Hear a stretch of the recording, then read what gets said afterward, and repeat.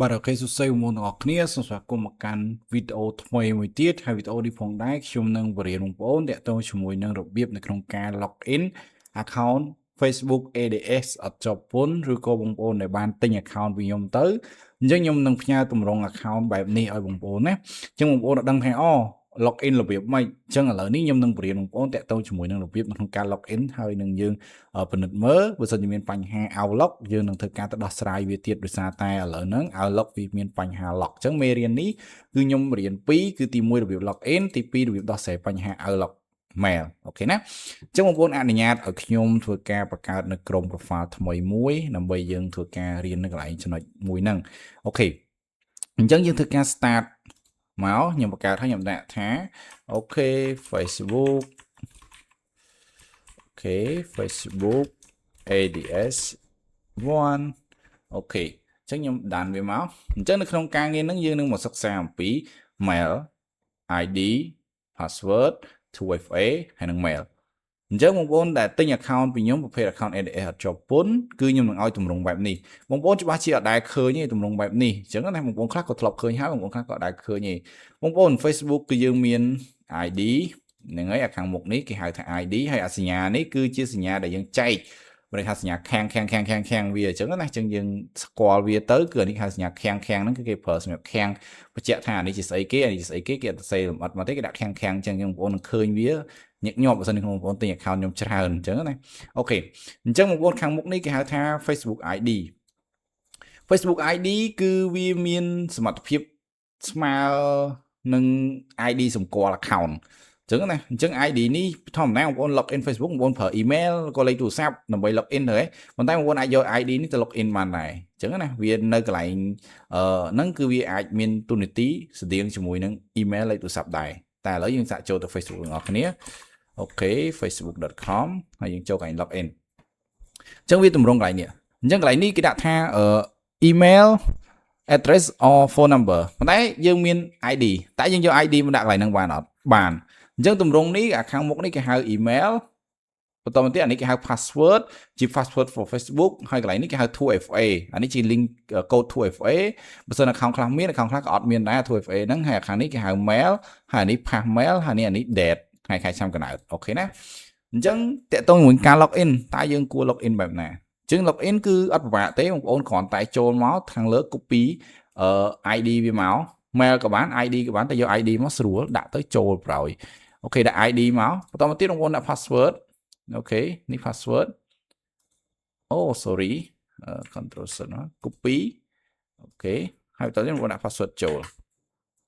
អញ្ចឹង password វាបែបនេះឥឡូវឧទាហរណ៍ទៅយើង start login ហើយយើង login បាច់មក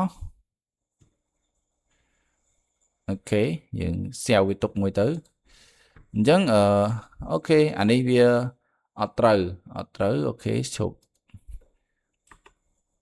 អូខេ account មួយនេះអត់ត្រឹមត្រូវ login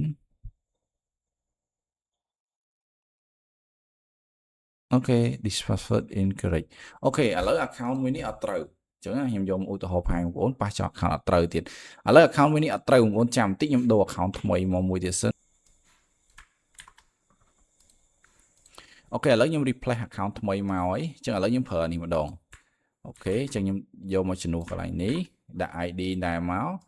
អូខេហើយ password copy អូខេយើង login អូខេចូលហើយចាំបន្តិចបងប្អូនវានៅ slow អូខេអញ្ចឹងបន្ទាប់ពីយើងដាក់ password ហើយនឹង ID មកវាអត់តន់ load ចូលទៅក្នុង Facebook ហ្មងឯងវាត្រូវការទាកូដមួយគេហៅថាកូដនេះauthentication នេះ app អញ្ចឹងណាហ្នឹងហើយគេឲ្យយើងចូលទៅយកកូដ authentication app ហ្នឹងមកអញ្ចឹងអាកូដមួយហ្នឹងនៅណាកូដហ្នឹងនេះវានៅក្នុងអានេះវានៅក្នុងអាវែងនេះអញ្ចឹងវាមានអក្សរច្រើនហ្នឹងណាអញ្ចឹងអាហ្នឹងគេហៅវាពាក្យកាត់វាហៅ 2FA ក៏ two factor ហ្នឹងណាអញ្ចឹងយើងត្រូវការ copy វាមកហើយយើងចូលទៅក្នុង website ផ្សេងមួយទៀតដែលដាក់ថា 2fa.live អូខេនេះឈ្មោះវា 2fa.live អញ្ចឹងណាហើយបងប្អូនផាសអ្វីនឹងចូលមកក្នុងនេះអញ្ចឹងយើង submit មកដើម្បីយកកូដ6ខ្ទង់នេះមកអញ្ចឹងអាហ្នឹងតែ6ខ្ទង់ទេណាមិនមែនថាបងប្អូន copy អ្វីនេះយកមកដាក់នៅក្នុងនេះអត់ត្រូវទេអញ្ចឹងយើងយកកូដតែ6ខ្ទង់នេះមកអញ្ចឹងយកកូដ6ខ្ទង់ហ្នឹងមកយើង log in ទៅគឺចូលទៅក្នុង account Facebook យើងបានជោគជ័យហើយ អូខេណាយើងចុចមកកន្លែងនេះសិនឃើញអញ្ចឹងបងប្អូនចុចថា trust this device អញ្ចឹងចុចអាហ្នឹងមកវាឲ្យយើងចូលមកក្នុង account Facebook យើងឃើញទេយើង log in ចូលបានជោគជ័យអញ្ចឹងបងប្អូនមើលនេះជា account Facebook អញ្ចឹងណាឃើញទេយើង log in ចូលបានជោគជ័យអញ្ចឹងកន្លែងចំណុចហ្នឹងខ្ញុំចង់បង្រៀនបងប្អូនពីរបៀប log in បែបហ្នឹងឥឡូវយើងផុតពីកន្លែង log in ហើយឥឡូវយើងមកដោះស្រាយបញ្ហា log យើងម្ដង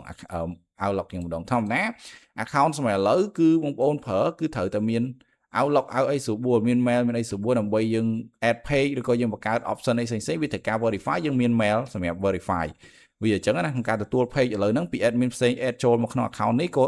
ទទួល mail ក៏ត្រូវការដាក់លេខ code verify ជាមួយ mail ទទួល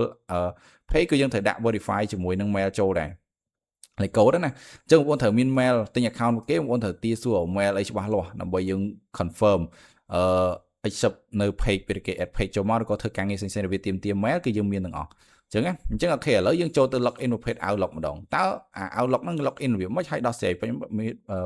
របៀបម៉េចបើវាជាប់បញ្ហា log account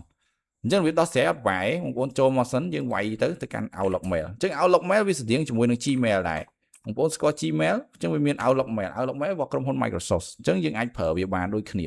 វាឲ្យលេខ code ឲ្យអីដូចគ្នាអញ្ចឹងណាអញ្ចឹងចូលមកយើងវាយពាក្យថា outlook.com ហ្មងណាបងប្អូនឃើញទេនេះវាយពាក្យ outlook មកហើយយើងយកអាខាងលើនេះមកនេះឃើញទេ mail outlook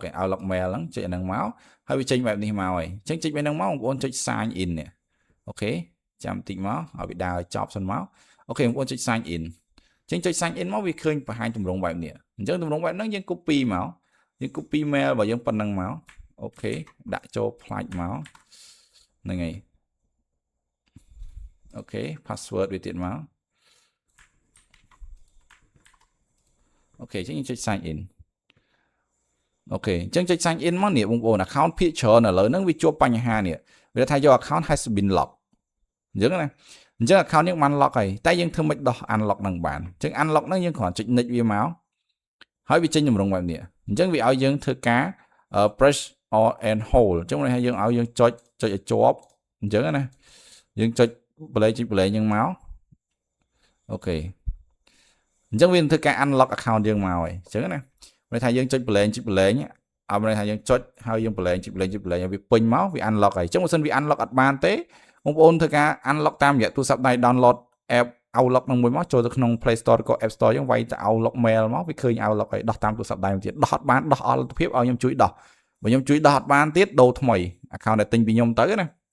អូខេអញ្ចឹងយើងដោះស្រាយប៉ុណ្ណឹងបញ្ហា outlook គឺបានជោគជ័យហើយកន្លែងនេះវាបង្ហាញទេមកបងប្អូនដាក់ mail បងប្អូនមួយចូលមកឧទាហរណ៍ថាបងប្អូនមាន mail អីគេដាក់ mail នឹងចូលមកដើម្បីយើងរក្សាទុកវាថ្ងៃក្រោយអញ្ចឹងណាអញ្ចឹងខ្ញុំដាក់ mail ខ្ញុំចូលអូខេជា Gmail អីចឹងមកអូខេ .com អញ្ចឹងបងដាក់មកវា verify code អីអញ្ចឹង verify code យើងដាក់ code ចូលផ្លាច់មួយមកហើយអីអញ្ចឹងសារក្រោយវាលេង lock account យើងហើយវា lock account យើងក៏យើងមាន mail ដែរអញ្ចឹងណាអូខេនេះ code អញ្ចឹងយើងវាយ code ចូលមកចូលទៅមើលក្នុង Gmail បងប្អូនទៅឃើញ code ហើយពេលយើងដាក់ហើយអូខេអញ្ចឹងយើងចុច next មក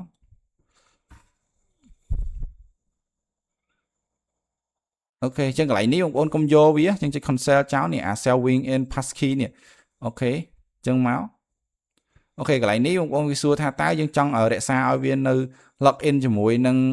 device ផ្សេងៗអត់បើសិនជាអត់ទេចុច no បើសិនជាឲ្យវា log in នៅក្នុងទូរស័ព្ទនៅក្នុងអីចុច yes ទៅអាហ្នឹងបើសិនជាអត់ទេបងប្អូនចង់ឲ្យថ្មីហ្មងចុច no ទៅគឺវា log out ចេញទាំងអស់ទុកតែក្នុង Chrome មួយហ្នឹងទេអញ្ចឹងណាអញ្ចឹងអូខេនេះអញ្ចឹងវាបង្ហាញទិន្នន័យយើងឃើញ mail យើងបានហើយសឹងថ្ងៃក្រោយយើងត្រូវការ verify code អីគឺ code វាផ្ញើចូលមកក្នុងហ្នឹងហើយអញ្ចឹងយើងហៅមើលតាមហ្នឹងមកអូខេណាអញ្ចឹងនៅក្នុងមេរៀនហ្នឹងខ្ញុំមានតែប៉ុណ្្នឹងទេសម្រាប់បងប្អូនដែលចាប់អារម្មណ៍ហើយ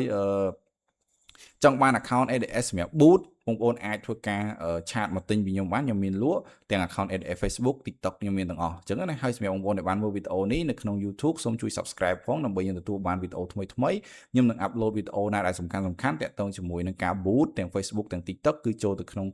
channel YouTube មួយហ្នឹងអញ្ចឹងសង្ឃឹមថាបងប្អូនជួយ subscribe ឲ្យបានច្រើនដើម្បីយើងអាចទទួលបានវីដេអូថ្មីៗទាន់ពេលវេលាហើយមុនគេអូខេបាយបាយជួបគ្នានៅវីដេអូបន្ទាប់